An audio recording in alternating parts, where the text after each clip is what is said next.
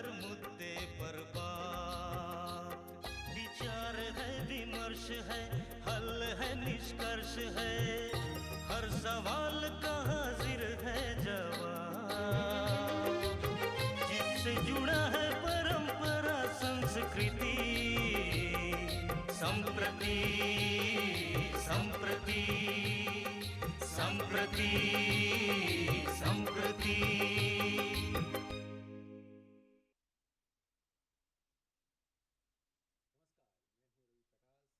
कार्यक्रम है संप्रति। परीक्षाओं का मौसम है और हर घर में इस बात की चर्चा है कि बच्चे जो हैं परीक्षाओं में जो शामिल हो रहे हैं वो किस तरीके से अचीव करें अपने टारगेट को, और इस वजह से उनको तनाव भी है, तनाव पेरेंट्स के ऊपर भी है। अभी हाल ही में प्रधानमंत्री जी ने परीक्षा पर चर्चा का कार्यक्रम किया जिसमें देश भर के बच्चे शामिल हुए। हम सब लोगों ने भी टेलीविज़न पर उसको देखा। तो इस सब कवायद सारी इसलिए है क्योंकि बच्चों पर जो दबाव है उसको कम किया जा सके और उनका रिजल्ट जो है वो ज़्यादा बेहतर आ सके, जो उनकी क्षमता है उसके मुताबिक। तो आज के कार्यक्रम में हम बात करना चाहते हैं इसी विषय पर। थोड़ा अलग किया है इसको कि बच्चों में जो मानसिक तनाव है उससे कैसे निपटे, थोड़ा स्पेसिफिक कर दिया है पिछले कार्यक्रम की तुलना में इसको।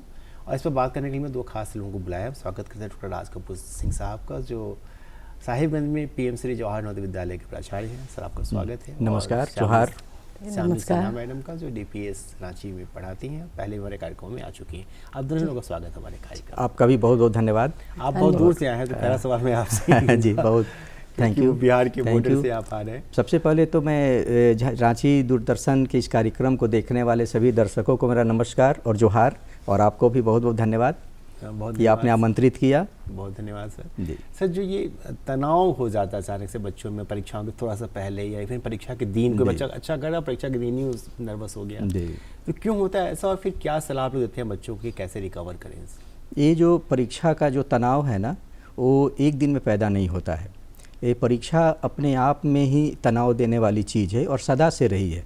परीक्षा का मतलब है कि एक अनजान चीज़ को फेस करने जा रहा है बच्चा। हालांकि बच्चा सालों भर पढ़ रहा है, सिलेबस है, किताबें हैं, शिक्षक हैं, सारी चीज़ें हैं, लेकिन नियमित तरीके से बच्चा नहीं पढ़ता है, उसका रिवीजन नहीं करता है, याद नहीं करता है। नतीजा ये होता है कि एग्ज़ाम जैसे से करीब आता जाता है वह एग्ज़ाम उसे एक बोझ लगने लगता है, एक मानसिक डर पैदा हो जाता है कि पता नहीं एग्ज़ाम में उसका उत्तर कैसा होगा, उसका अंक कितने आएंगे, कोई क्वेश्चन छूट तो नहीं जाएगा, वो अगर गलत लिख दिया तो वो एक प्रेशर बन जाता है। जो एक्सपेक्टेशन है सोसाइटी का, नेबर का, फ्रेंड्स का, फैमिली का, सबका, उस एक्सपेक्टेशन के ऊपर खरा उतरेगा कि नहीं उतरेगा, इसलिए वो मानसिक रूप से डरने लगता है। वरना परीक्षा भयावह चीज़ नहीं है। Examination is not just a tension, it should be A celebration. अगर हम एक परीक्षा को हम तनाव के रूप में नहीं लें बल्कि एक उत्सव के रूप में लें, क्योंकि जिन चीज़ों की हम तैयारी साल भर करते हैं तो एक दिन उसे जश्न मनाने का वक्त आता है।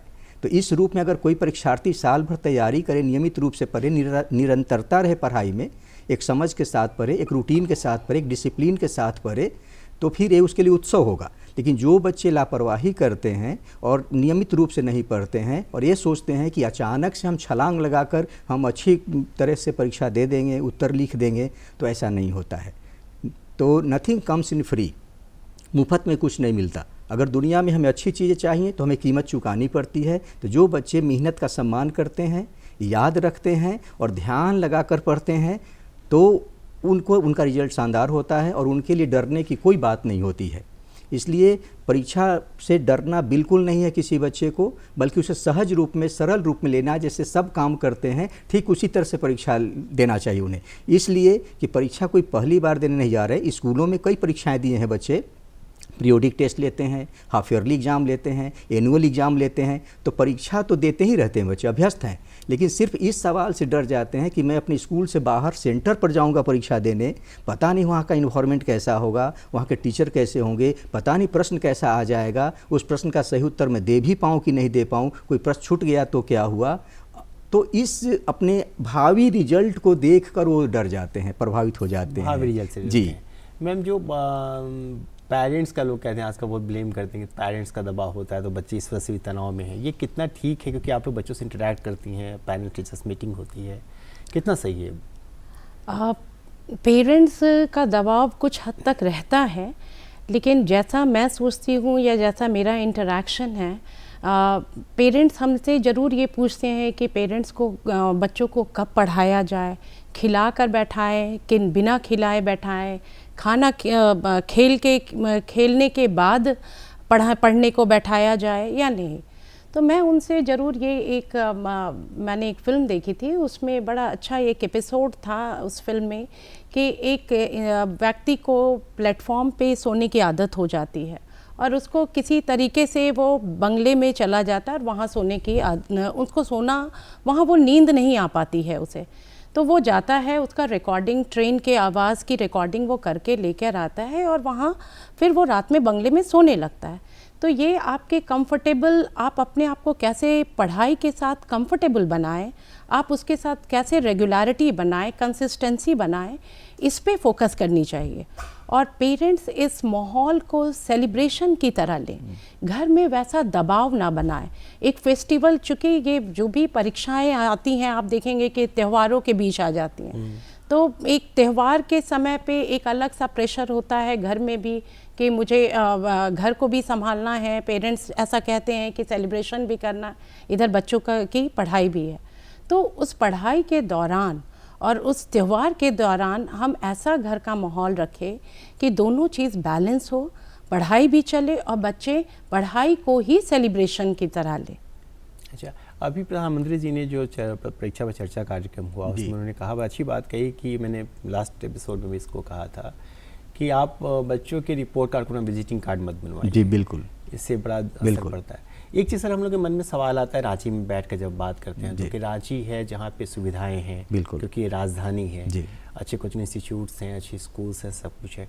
निस्संदेह नवोदय विद्यालय भारत का बहुत ही प्रतिष्ठित स्कूल है और इस ज़माने में जब राजीव गांधी जी प्राइम मिनिस्टर ने खुला तो बहुत उम्मीद जगह इस विद्यालय ने, और इस विद्यालय से निकले, इन विद्यालय से निकले बच्चे काफ़ी अच्छा कर भी रहे। फिर भी आप क्योंकि अभी साहिबगंज में काम करते हैं और आप रांची में काम कर रही हैं, एक सवाल मन में आता है रांची में बैठे हुए लोगों के मन में या जमशेदपुर या हजारीबाग के लोगों के मन में कि जो क्या गाँव में जो थोड़ा सा सेमी अर्बन एरिया है, क्या वहाँ के बच्चे भी उतना ही कम्पीट कर पाते हैं या उनको कहीं ना कहीं कोई दिक्कत होती है कम्पीट करने में शहर के बच्चों से? इसमें हम देखें तो गाँव और शहर के बच्चे लगभग एक जैसे होते हैं, लेकिन सुविधाओं के मामले में देखें तो शहर के बच्चे बाजी मार ले जाते हैं, क्योंकि शहरों की तुलना में गांव में उतनी सुविधाएं नहीं हैं। एक तो कि बुनियादी सुविधाएं, भौतिक सुविधाएं देख लें, बिजली का, सड़क का या स्कूलों तक पहुंच का, उसके अतिरिक्त किताबों का या जो संबंधित एसोसिएटेड एक्सेसरीज हैं बच्चों की, अच्छे कोचिंग्स का, अच्छे टीचर्स का, इन चीज़ों की कमी के, संसाधनों की कमी के कारण बच्चे वहाँ थोड़ा सा पीछे पड़ जाते हैं। अदरवाइज़ मानसिकता में और प्रतिभा में गांव के बच्चे कम नहीं होते हैं, बल्कि कई दफ़े तो गांव के बच्चे ही शहर के बच्चों से सुपरसीड कर जाते हैं, क्योंकि शहर के बच्चे ज़्यादातर दूसरे चीज़ों में, अध्ययन अध्यापन को छोड़कर दूसरे चीज़ों में ज़्यादा मन लगाते हैं, लेकिन गांव के बच्चे पर उन चीज़ों की सुविधा नहीं होने के कारण वो पढ़ाई में ज़्यादा ध्यान लगाते हैं। अपनी पारिवारिक पृष्ठभूमि का भी उनसे भावात्मक लगाव होता है, परिवार की आर्थिक स्थिति, सामाजिक देखते हुए बच्चों की एक प्रेरणा मिलती है कि मुझे कुछ करना है, तो अभाव और दबाव के बावजूद भी वो पढ़ते हैं और अच्छा कर जाते हैं। तो शहर में सुविधा ज़रूर है, शहर में प्रतिभा भी है, मोटिवेशन भी है, सारी चीज़ें हैं, लेकिन उनके मनोरंजन के साधन इतना ज़्यादा है शहरों में कि बच्चे उधर थोड़ा ज़्यादा ध्यान देते हैं। लेकिन सुविधा भी है, कोचिंग की सुविधा, अच्छे टीचर सुविधा, किताबों की, लाइब्रेरी की सब सुविधा है, तो शहर के बच्चे भी अच्छा कर सकते हैं। प्रतिभा दोनों में है और दोनों के लिए अवसर भी बराबर है, अवसर बराबर है। हाँ बिल्कुल, क्योंकि मुझे भी याद है कि साहिबगंज ज़िले में ही फॉसिल्स पे एक रिपोर्ट करने गए थे, तो मुझे डॉक्टर अजीत कुमार सिंह साहब हैं वहाँ पे जो प्रिंसिपल है आजकल राजमहल के किसी कॉलेज में, तो वो लेके गए जिस स्कूल में, वहाँ पे सूखा होता तो पानी नहीं मिलता है, और वहाँ के बच्चे जो टॉप 10 में थे, ये मैट्रिक जो परीक्षा होती है झारखंड वाली, उसमें बताया कि यहाँ के बच्चे 3 बच्चों ने वहाँ से टॉप 10 में जगह बनाई थी। तो ये एक बात रहती है, इसलिए मैंने ये सवाल पूछा है। जो ये अगर तनाव ठीक है बच्चों में हो ही गया, कुछ प्रेशर है कि ठीक है हमारा जो साथी वो क्या करेगा, तो तनाव से रिलीफ पाने के लिए क्या करना चाहिए? परीक्षा के टाइम पे सबसे पहले घर का माहौल आता है, क्योंकि परीक्षा के समय बच्चे अब घर में हैं, स्कूल से दूर हैं, टीचर से दूर हैं, फ्रेंड्स से दूर हैं, दोस्तों से दूर हैं। तो यहाँ पर अभी माहौल बहुत मायने रखता है, क्योंकि घर में अगर हेल्दी माहौल नहीं होगा, घर में अगर बच्चों पे ध्यान नहीं दिया जाएगा, उसके प्रॉपर नींद बहुत इम्पॉर्टेंट है, प्रॉपर स्लीप ले, खाना अच्छा हो और हेल्दी डाइट हो। बच्चे क्या होता है कि जब पढ़ाई करते हैं तो काफ़ी उनका मूड शेक करता है, तो वो मूड जब शेक करता है वो चाहते हैं कि अनहेल्दी फूड की तरफ वो अट्रैक्ट हो जाते हैं। तो अनहेल्दी फूड से हमको उनको बचा कर रखना है और उनके लिए एक अच्छा हेल्दी माहौल घर में दायित्व है पेरेंट्स का कि वो घर में अच्छा माहौल दे, ताकि वो पढ़ाई जितनी भी करें लेकिन वो खुशी से करें, किसी तरीके के प्रेशर में ना रहें, तनाव में ना रहें और दबाव में ना रहें। पेरेंट्स का देखते हैं कि पेरेंट्स के प्रेशर को लेकर काफ़ी बात हो रही है जी। तो क्या ये प्रेशर आप जैसे स्कूलों में भी झेलना पड़ता है कि पेरेंट्स ने ज़्यादा दबाव दिया, बच्चे कहते हैं कि ऐसा कि पापा तो कहते हैं कि नहीं यही बनना है तुमको, कि हम नहीं बन पाए? ये प्रेशर गांव और शहर लगभग दोनों जगह एक ही जैसे हैं, क्योंकि मीडिया ने अब सबको जागरूक कर दिया है और सभी माने कैरियर कॉन्शियस हो गए हैं। जीवन के प्रति अब सभी बिल्कुल प्रेरित हो गए हैं कि मुझे जीवन में कुछ करना है, एक लक्ष्य है और ख़ास तौर से एक अच्छी नौकरी सबको चाहिए, और वो डॉक्टर हो। और ख़ास तौर से हमारे बिहार झारखंड के बच्चे तो आईआईटी से नीचे सोचते नहीं हैं। आईआईटी, मेडिकल इंजीनियरिंग, उसके बाद कुछ बचता है तो यूपीएससी या स्टेट सर्विस कमीशन की परीक्षाएं देना चाहते हैं। तो एडमिनिस्ट्रेटिव सर्विसेज, मेडिकल इंजीनियरिंग के अतिरिक्त जब बच जाता है थोड़ा बहुत 10-20% तो दूसरे क्षेत्र के बारे में बच्चे सोचते हैं। लेकिन अब धीरे धीरे चॉइस में परिवर्तन देखने को मिल रहा है बच्चों का। अब डिफेंस में भी जाना चाहते हैं बच्चे, मीडिया में भी आना चाहते हैं बच्चे, दूसरे कई क्षेत्र हैं, आर्ट्स म्यूजिक में भी जाना चाहते हैं बच्चे, गेम्स स्पोर्ट्स में भी अब कैरियर का ऑप्शन बच्चों के सामने बहुत ज़्यादा हो गया है, इससे चुनाव का अवसर उनके पास है। तो गांव हो शहर हो, गांव के भी लोग भी अब जागरूक हो गए, अपने बच्चों से वो भी उम्मीदें लगाते हैं कि उनके बच्चे पढ़ लिख कर अच्छा करें, अच्छा परफॉर्मेंस दे, ताकि उनका भी गांव में समाज में जो स्टेटस है बढ़े और बच्चे का भी कैरियर अच्छा हो जाएगा तो वो भी अच्छा फील करेंगे। सर, जो स्टेटस वाली बात है ना, ये इसको कैसे डाइल्यूट किया सकते हैं? सवाल आप दोनों लोगों से है, क्योंकि हम ये जज तो नहीं कर पाते कई बार कि ठीक है हमारे बच्चे की कैपेसिटी, कई बार जज कर लेते हैं तो बच्चे अच्छा करते हैं, कई बार जज नहीं कर पाते तो बच्चे फिर खराब करते हैं। कई सारे एग्जाम्पल्स हैं हमारे पास, जैसे तथागत अवतार तुलसी का उदाहरण हम जानते हैं कि वो इतने चमकते सितारे थे और आज पटना में रह के बिना नौकरी के रह रहे हैं वो, और ड्यू टू हिज फादर। तो पेरेंट्स कैसे ये समझ पाएंगे कि हाँ उनके बच्चे की कैपेसिटी क्या है और फिर किस तरीके से बर्ताव करेंगे अपने बच्चों पर ताकि उन पर दबाव ना पड़े? आज सबसे बड़ी दिक्कत यही है कि एक बच्चे की प्रतिभा का सही मूल्यांकन नहीं हो रहा है। वास्तव में उसे प्रतिभा है, उसके पास अवसर भी है, लेकिन उसे सही प्रेरणा नहीं मिल रही है कि as per his choice, her choice he should choose the field, माने अपनी प्रतिभा के अनुसार, अपनी पसंद के अनुसार वह फील्ड चुने, ऐसा अवसर कम है। ज़्यादातर उस पर माता पिता का, शिक्षक का, सगे संबंधियों का, मित्रों का या जान पहचान के लोगों का या मीडिया का इतना दबाव है, ग्लैमर सामने आता है कि अपनी प्रतिभा को, अपनी पसंद को छोड़ कर वो दूसरी चीज़ों में चला जाता है। नतीजा कि वह क्षेत्र उसे पसंद का नहीं है, तात्कालिक पसंद था, लंबी अवधि का पसंद नहीं था, तो इसलिए उसमें धीरे धीरे उसका मन की प्रवृत्ति घट जाती है, उसका इंटरेस्ट घट जाता है और फिर एक नई चीज़, नया लक्ष्य उसके सामने आ जाता है तो उसकी ऊर्जा, उसकी शक्ति, उसका समय का बंटवारा हो जाता है। वो लक्ष्य केंद्रित काम नहीं करता है, वो खरगोश की तरह छलांग लगा के जाना तो चाहता है लेकिन जीतता नहीं, लेकिन वही कछुए की तरह धीरे धीरे एक लक्ष्य को लेकर चले तो एक दिन वो पहुंच जाएगा, लक्ष्य को प्राप्त कर लेगा। आज के हमारे बच्चे की सबसे बड़ी दिक्कत यही है कि उनके पास एक बिल्कुल स्पष्ट लक्ष्य नहीं है। थोड़े से बच्चों के पास, जिनके पास लक्ष्य है, उन निरंतर पढ़ाई करते हैं और कोई जरूरी नहीं कि 15 घंटा 14 घंटा पढ़ने की जरूरत है। 4 घंटा मैं कहता हूँ अगर बच्चा नियमित रूप से पढ़े तो वो बहुत अच्छा करेगा एग्जाम में भी और ज़िंदगी में भी। लेकिन नियमितता होनी चाहिए, अनुशासन होना चाहिए और समय का सम्मान होना चाहिए, श्रम का सम्मान होना चाहिए। सोने जागने का समय निश्चित हो, खाना खाने का समय निश्चित हो, उसकी पसंद बिल्कुल स्पष्ट होना चाहिए।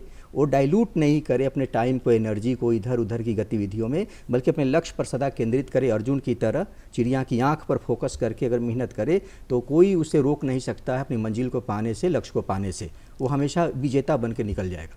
मैडम, पेरेंट्स के दबाव को कैसे कम किया सकते हैं? पेरेंट्स असल में हम जहाँ जिस ऑर्गेनाइजेशन में है वहाँ पे पेरेंट्स ओरिएंटेशन होती रहते हैं, करियर काउंसलिंग होती है।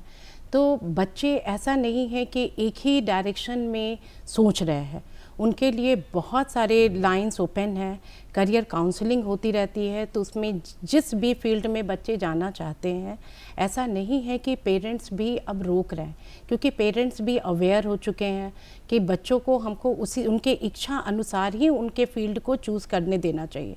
नहीं चूज़ करेंगे तो आगे हो सकता है सक्सेसफुल ना हो। तो इसलिए पेरेंट्स का मुझे नहीं लगता है कि अभी बहुत ज़्यादा प्रेशर पड़ रहा है। हाँ, बच्चे अपनी तरफ से ज़रूर सोचते हैं कि पेरेंट्स का सोसाइटी में ऐसा स्टेटस है तो हमको उनके स्टेटस को बना के रखना है। ये चीज़ मैं फील करती हूँ, ऐसा मुझे लगता है कि ये चीज़ ये सोसाइटी में एक चलन हो गया है कि मेरा बच्चा इंजीनियर बने, मेरा बच्चा डॉक्टर बने। ये जो चलन है, ये जो स्टेटस है, वो बच्चे के ऊपर हावी हो रहा है। तो उस मानसिकता को हमको कम करना है। स्कूल्स में काउंसलर्स हैं और टीचर्स भी काउंसलर की तरह काम करती हैं।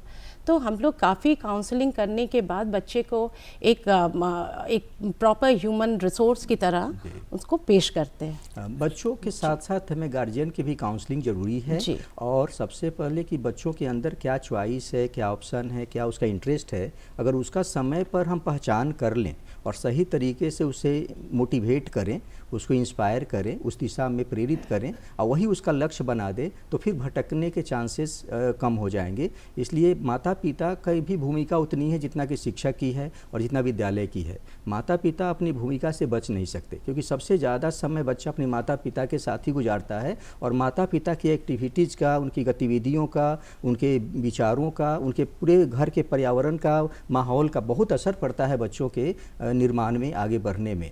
इसलिए माता पिता को प्रेशर बिल्कुल नहीं डालना चाहिए बच्चे पर, बल्कि ये कहना चाहिए कि बेटा तू अगर पास कर गया तो अच्छी बात होगी और फेल भी कर गया तो मेरे लिए बहुत अच्छी बात होगी। तुम्हारा स्वागत है दोनों स्थितियों में, क्योंकि तू फेल करके कुछ ना कुछ तो कर ही लेगा।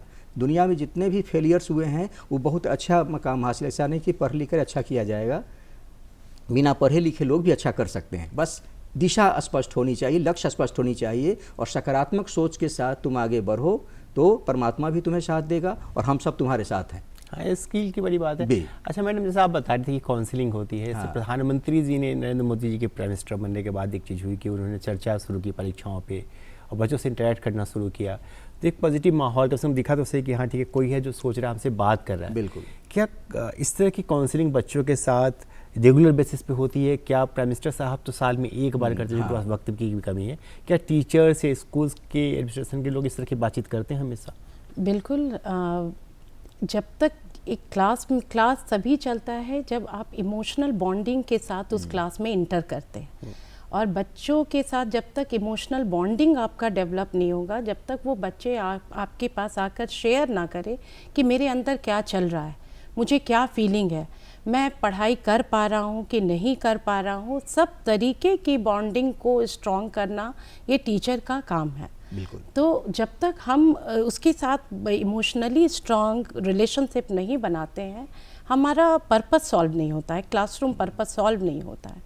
तो बच्चे जब सब तरीके की बातें शेयर करेंगे तो उनके मन की अव्यवस्था भी हम जान सकते हैं। तो उसको उसी टाइम पे चेक करना, करेक्ट करना, ये दायित्व है हम जैसे शिक्षकों की। बिल्कुल। अच्छा सर, एक चीज़ और बताइए कि एक सवाल और मन में आता है कि जो कॉर्पोरेट स्कूल्स में पढ़ रहे हैं बच्चे और जो गवर्नमेंट स्कूल्स में पढ़ रहे हैं, इनके बीच में की समझदारी का, इनके बीच की सुविधाओं का, इनके बीच टीचर्स के स्टैंडर्ड का, पढ़ाई को लेकर, करियर को लेकर सोचने के तरीकों का, क्या इसमें भी फ़र्क होता है? बुनियादी तौर पर देखें तो बोर्ड तो लगभग एक ही है। अगर CBSE है, ICSE एक है, तो कैरिकुलम एक है, टेक्स्ट बुक एक है, अंदर का इंफ्रास्ट्रक्चर में थोड़ा बहुत चेंजेज हो सकता है। कॉरपोरेट है तो थोड़ा लेटेस्ट टेक्नोलॉजी, लेटेस्ट रिसोर्सेज उनके पास होंगे।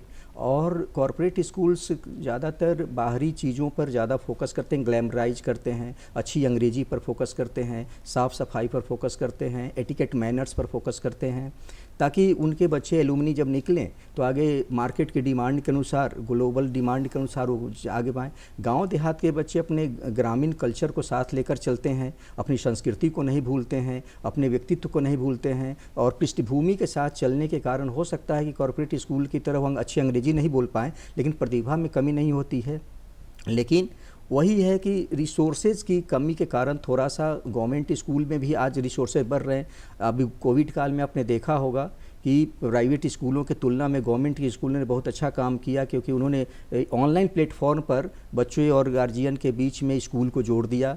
स्कूल के सारे बच्चों से जुड़ गए, उनका लिंक बन गया, व्हाट्सएप गूगल मीट के माध्यम से सभी टीचर जुड़ गए, स्कूल जुड़ गया।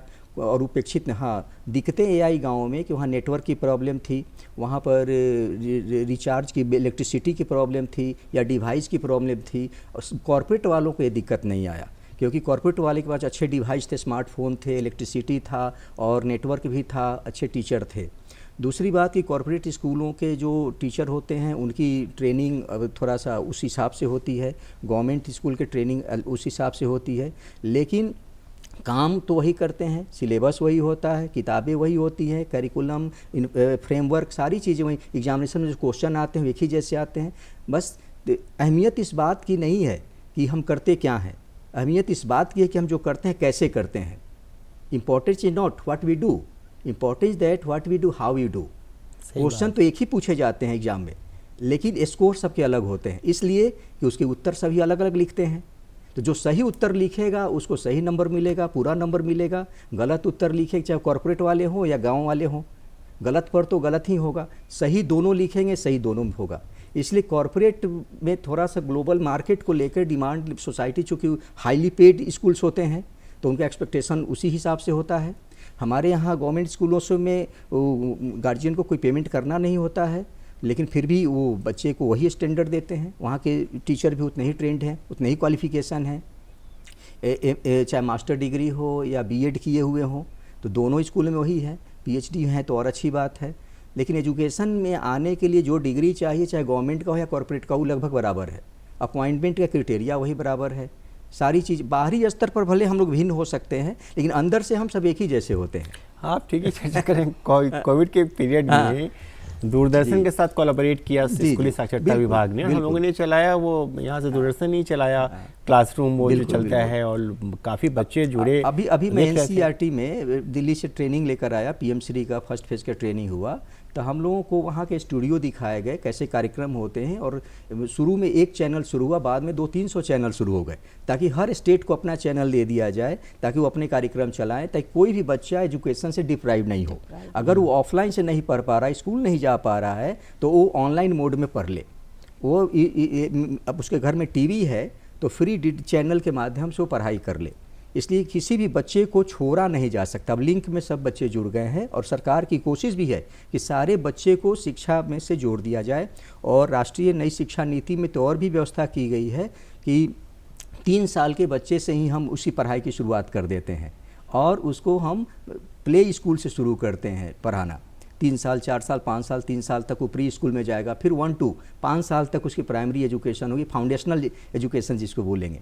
फिर अगले 3 साल अगर चला जाएगा 2 तक, 3, 4, 5 वो मिडिल स्कूल करेगा।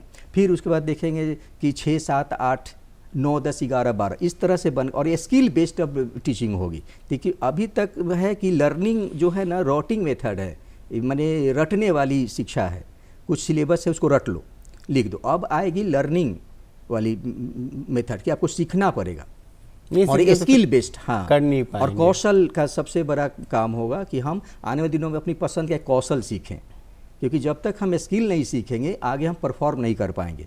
अगर हमें सर्वाइव करना है तो एक स्किल हर बच्चे के पास होना चाहिए। हाँ, अदरवाइज आप कुछ कर नहीं पाएंगे। बिल्कुल। ये जो परीक्षाओं का मौसम, जैसे परीक्षाएं चल रही हैं, झारखंड बोर्ड की परीक्षाएं भी चल रही हैं, तो परीक्षाओं के वक्त बच्चों को क्या क्या सावधानी बरतनी चाहिए, कैसे अपनी टाइम पे विभाजन करना चाहिए, कितनी देर पढ़े, इतनी देर खाएं, इतनी देर सोएं, इतनी देर स्कूल जाएं?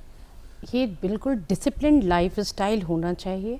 और अगर लाइफ स्टाइल में थोड़ा भी तब्दीली, जैसे बच्चे अभी बहुत डाइवर्ट हो जाते हैं डिजिटल प्लेटफॉर्म पे, ये डाइवर्सन का मुख्य रीज़न है कि हम मोबाइल लिए।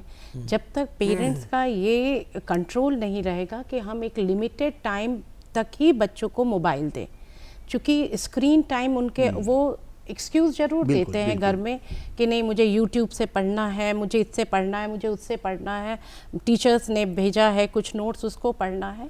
लेकिन ये पेरेंट्स का दायित्व है घर में कि वो ज़रूर से देखें कि कितनी समय तक आप उस मोबाइल में हैं, लैपटॉप में हैं, क्योंकि उसका पॉजिटिव से ज़्यादा निगेटिव इम्पैक्ट पड़ता है बच्चों के ऊपर। तो discipline life style, regularity studies में होना चाहिए, कंसिस्टेंसी होना चाहिए। इससे बच्चे अपने आप वो संतुलित माहौल में, एक संतुलित एनवायरनमेंट में वो अच्छा करेंगे ही। अच्छा, एक सर जब हम लोग एग्रीकल्चर के प्रोग्राम्स करते हैं जी। तो मैं एक प्रोग्राम एग्रीकल्चर का होस्ट करता हूँ, तो वैज्ञानिक जो आते हैं समझाते हैं कि बीजोपचार करना चाहिए, बीज का उपचार कर लीजिए, हाँ। फिर अच्छे से लगाइए, फिर उसकी नर्सिंग अच्छे से आप करेंगे तो फसल अच्छी होगी, फिर खाद वाद ये सब कुछ आता है। सही बात है। मैं ये समझना चाहता हूँ कि जो बच्चे, जैसे हम अपने किसी बच्चे को दे रहे हैं, तो जो सवाल हम 10th क्लास में या 12th क्लास में बोर्ड के वक्त पूछते हैं, बच्चों को बचपन से उनकी नर्सिंग कैसे की जाए एजुकेशन के हिसाब से, ताकि जब वो 10th में या 12th में जा रहे हैं तब वो ठीक ठाक रहे, हमें ये सवाल ना पूछना पड़े दोबारा। हाँ, मैं आपको स्पष्ट रूप से बताना चाहूँगा कि एक बुनियादी भूल हो गई है हम सबसे, उसको सुधारने का वक्त आ गया है। अभी आप किसी से बच्चे से पूछे, मैं मेरे यहाँ जवाहर नवोदय विद्यालय में नामांकन के बाद जब बच्चे आते हैं छठे में, तो मैं एक एक बच्चे से बात करता हूँ, पूछता हूँ कि बेटा कहाँ आए हो, तो बोलता है स्कूल में। क्या करने आए हो, तो पढ़ने आया हूँ। ये भूल है। गार्जियन से पूछता हूँ तो मैं बच्चे को पढ़ाने आया हूँ। शिक्षक से भी पूछता हूँ भाई आप क्या करते हैं, तो मैं पढ़ाता हूँ। वास्तव में जो विद्यालय है वो पढ़ने पढ़ाने की जगह नहीं है, वो सीखने की जगह है। That is a temple of learning, centre of learning, वह सीखने का केंद्र है। इसलिए बच्चे को ये कहना चाहिए कि मैं सीखने आया हूँ। टीचर को कहना चाहिए मैं सिखाने वाला हूँ। पेरेंट्स को कहना चाहिए कि नहीं, मैं बच्चे को सीखने के लिए भेजा हूँ। और जब ये सिलसिला शुरू होगा सीखने का, दिमाग में जब सीखना, तब वो नई चीज़ों की उसमें क्यूरियोसिटी पैदा होगी, उसमें जिज्ञासा पैदा होगी, और वो जिज्ञासा उसे धीरे धीरे छोटे छोटे प्रश्नों से बड़े बड़े जटिल प्रश्नों की ओर ले जाएगा, और घर के माहौल से लेकर स्कूल के माहौल तक वह समझना शुरू करेगा। क्योंकि हमारे जो सिलेबस तैयार होते हैं उसी तरह से तैयार होते हैं, हल्के से कठिनाई की ओर जाता है।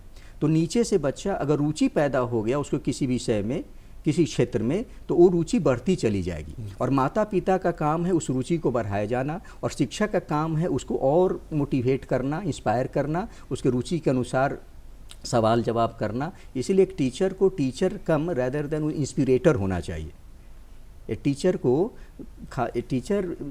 शिक्षक न होकर उसे एक प्रेरणा स्रोत होना चाहिए, प्रेरक होना चाहिए, ताकि अब बच्चों से सवाल का जवाब पूछने के बजाय बच्चों से प्रश्न पूछवाने की कला विकसित करनी चाहिए। ये करनी चाहिए। चलिए, अब सिर्फ 30 सेकंड मेरे पास है, कोई सवाल नहीं है, आप कुछ कहना चाहते तो प्लीज कहिए।